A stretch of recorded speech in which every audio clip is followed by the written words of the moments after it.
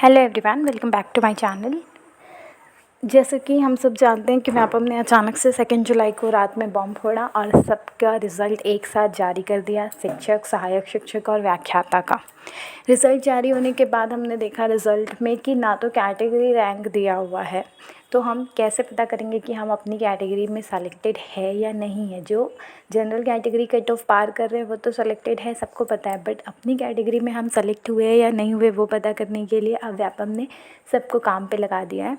तो आइए जानते हैं इस वीडियो में कि कट ऑफ मार्क्स क्या हो सकते हैं व्यापम के और कितने मार्क्स तक लोग खुद को सेफ मान सकते हैं।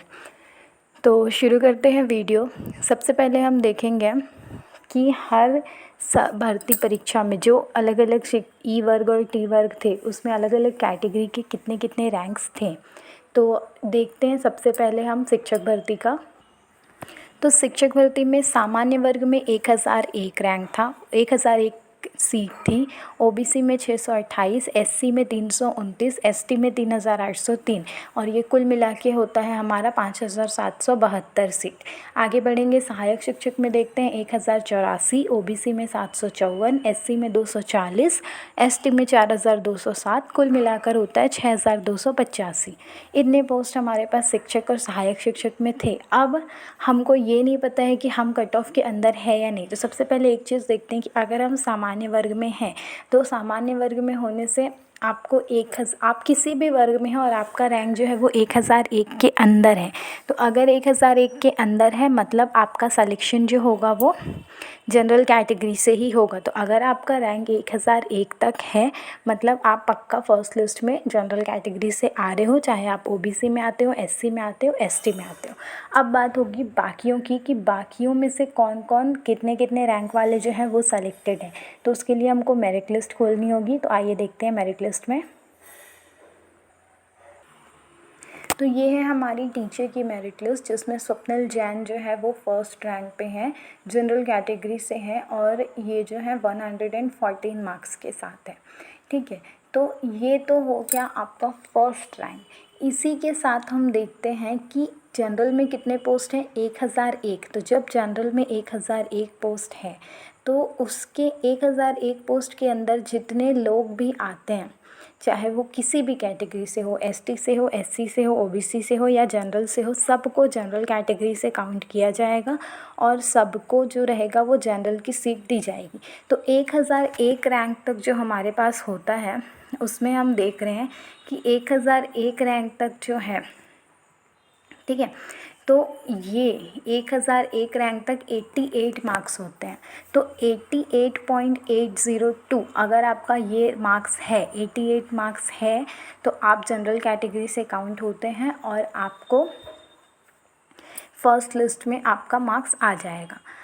अब सेकेंड चीज़ हमको क्लियर थी पहले से कि 1001 रैंक तक के अंदर अगर हम हैं तो हमारा फर्स्ट लिस्ट में नाम सेलेक्ट है, चाहे हम किसी भी कैटेगरी से हो, और जनरल वाले तो कंफर्म 88.802 में सेलेक्ट है। ठीक है, अब सेकेंड चीज़ आती है कि अगर हम ओबीसी से हैं, एसटी से हैं, एससी से हैं तब क्या होगा। तो आपको क्या करनी है, उसके बाद आपने देखनी है कि 1001 के बाद मतलब 1002 से लेकर के जितनी पोस्ट आपकी ओबीसी में है, तो ओबीसी में कितनी पोस्ट थी हमारी, ओबीसी में 628 पोस्ट है। तो इन 628 पोस्ट की वजह से आपने चेक कि यहाँ पर रैंक 1002 से लेकर के ओबीसी में कितने पोस्ट हैं। इसके लिए आप अगर एडोब ऐप डाउनलोड कर लेंगे पीडीएफ रीडर, तो उसमें आप डायरेक्टली ओबीसी सर्च करेंगे तो जितने ओबीसी वाले होंगे वो आपको दिखा देंगे। आपको देखना है 1002 से लेकर के किस रैंक तक जो होगा वो ओबीसी के स्टूडेंट्स जो है आपको दिख रहे हैं, जिसमें 628 स्टूडेंट्स आने चाहिए। अगर आप उसके अंदर हैं तो आप सेलेक्टेड हैं। सेम जाएगा एसटी के लिए। आपको क्या करना पड़ेगा, 1002 के बाद से जितने भी एसटी कैंडिडेट आते हैं, वैसे एसटी में तो बहुत सारी सीट्स हैं, तो जितने भी एसटी कैंडिडेट्स आते हैं उन सारे कैंडिडेट्स का आपको काउंट करना पड़ेगा, नंबर डाल के 1 2 3 4, क्योंकि व्यापम ने तो कैटेगरी रैंक बताया नहीं है, सबको काम पे लगा दिया है। तो लग जाओ अगर आपने चेक करना है कि आप सेलेक्टेड है या नहीं।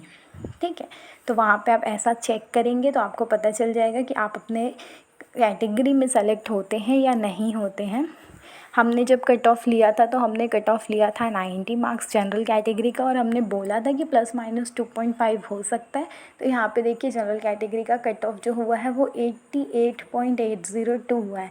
ये भी बहुत सारे लोगों के साथ ऐसा हो गया कि 88.802 बहुत लोगों के मार्क्स है।